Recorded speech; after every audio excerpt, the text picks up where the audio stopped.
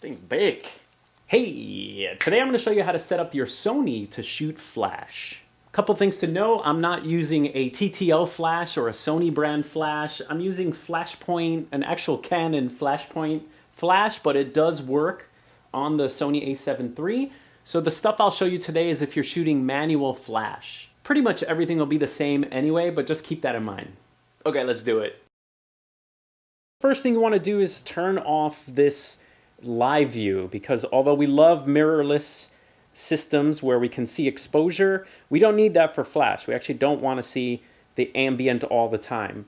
So go to your second camera menu and go to page 6 out of 9. At the bottom you'll see live view display, setting effect on. We want that off. So now what we get is not a live view, and I know that's not a live view because if I increase my shutter speed, nothing happens. Now that takes too long, so I've designated a button to actually be my live view on and live view off, you see? So custom button 3 for me shows me my ambient. So if I need to dial in just a little bit of ambient, then I can turn that off and then shoot with my flash. To set that custom button, go to page 8 out of 9 on the second purple thingy. Oh my god, menu system for Sony needs to be fixed. You want, Larry? Anything you want. Hit custom key and then go down to button 3 or whichever button you want. And I've set mine to be live view display cell. And again, I just push it anytime I want ambient or if I want night vision. Bam!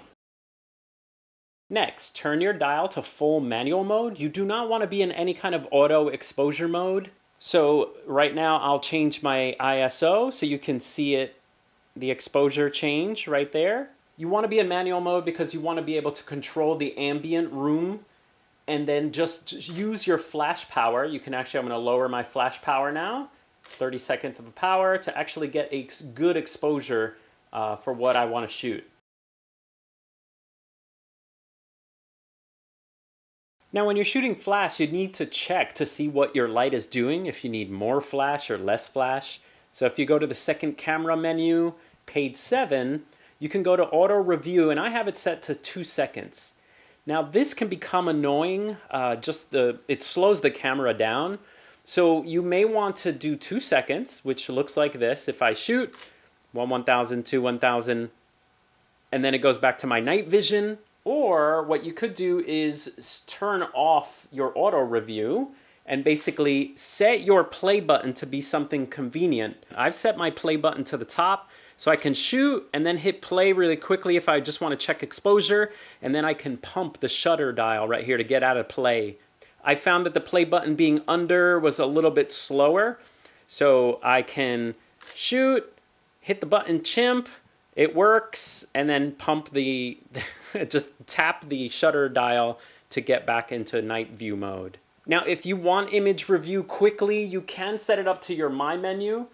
So I've done that as well. If you go to My menu here, one of the things I have set on the top of my menu is auto review so that I can change it to 2 seconds in case I'm working with a light and trying to finagle it, I'll automatically get auto review. Next, your display mode is very useful. So this display mode is great because it has a dial. You can dial in your ambient by seeing the needle. But although we have that exposure needle, of course using your eye to check ambient exposure is better.